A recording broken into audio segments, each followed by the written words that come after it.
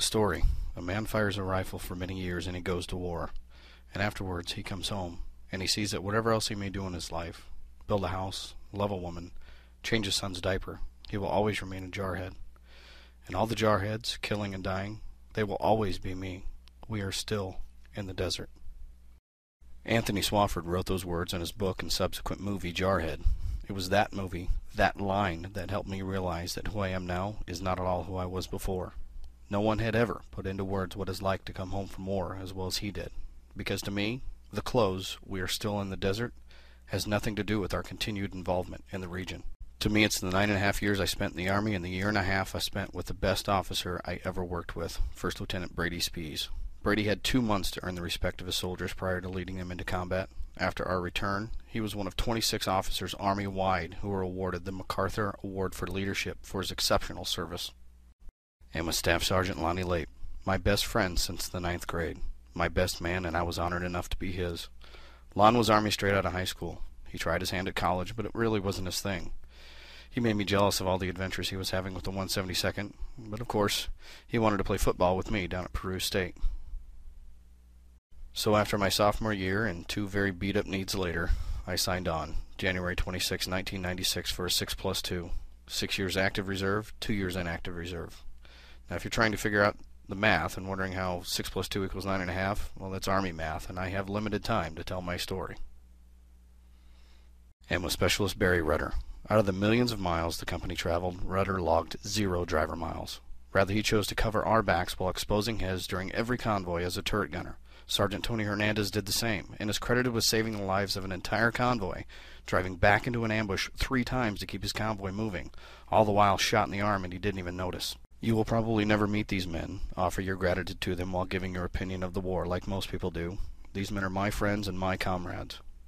Very rarely do you get to put a face, a name, and a story to real soldiers. And my story is no different, no more significant than that of Spees, Lape, Rudder, and all the others. We are still in the desert. March 2004, my first convoy, over 100 trucks and only 5 security vehicles.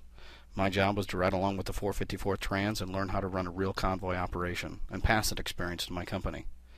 The convoy went from Doha, Kuwait, all the way up to Camp Spiker, just a couple miles north of Tikrit. And my Humvee, on the right there, didn't quite have the protection one would hope for. Yes, those are canvas doors. But they did keep the cab warm. Believe it or not, it gets cold in the desert. The weird thing is, this was standard. In March of 2004, we thought we had a handle on things, and roadside bombs were rare occurrences. April 3rd, 2004. I remember the exact date, which is something I rarely do. The insurgents mounted a series of organized ambushes all over the country.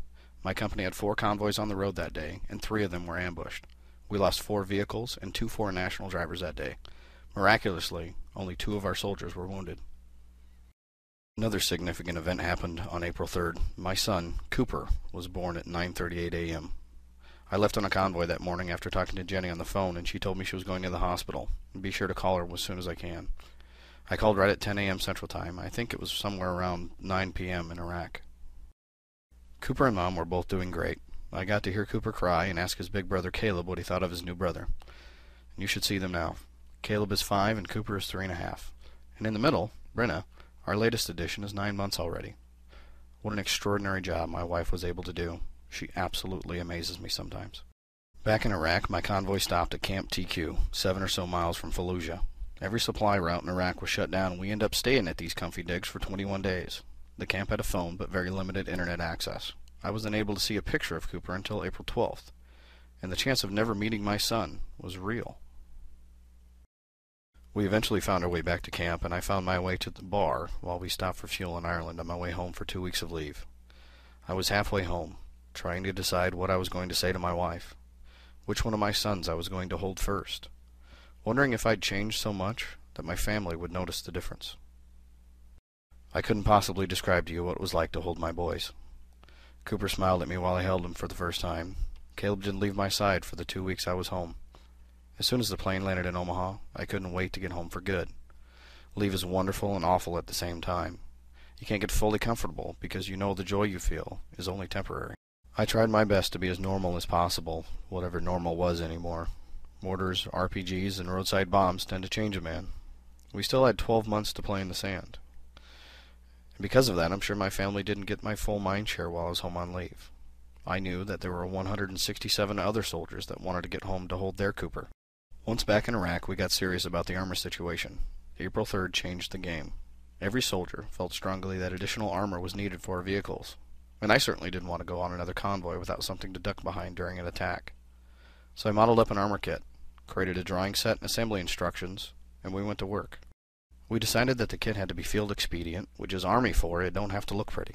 It had to be cut by hand, bolted and not welded, and had to be easily reproduced. We showed the design, assembly instruction, and prototype to our battalion commander and on up the chain. After finalizing on design, I was able to quickly make 4 different configurations for all different variants of the M915 tractor. I participated in an effort to save the lives of soldiers, and I will always be proud of what we were able to accomplish. We lost count somewhere along the road. Rough math says that the kit was installed in over 3,000 trucks. And after 220 missions, 4.5 million miles in the most hostile environments imaginable, all 168 men and women of the 172nd made it home. For meritorious service and the technical knowledge that led to saving countless lives with your involvement in the Up Armor project, you are hereby awarded the Bronze Star. I keep it in a cabinet in my office at home. I'm not sure why, but this month was the first time I read the accommodation. Did I change the world? I'm not sure. I was just doing my job as an NCO, trying to keep my troops and my friends alive.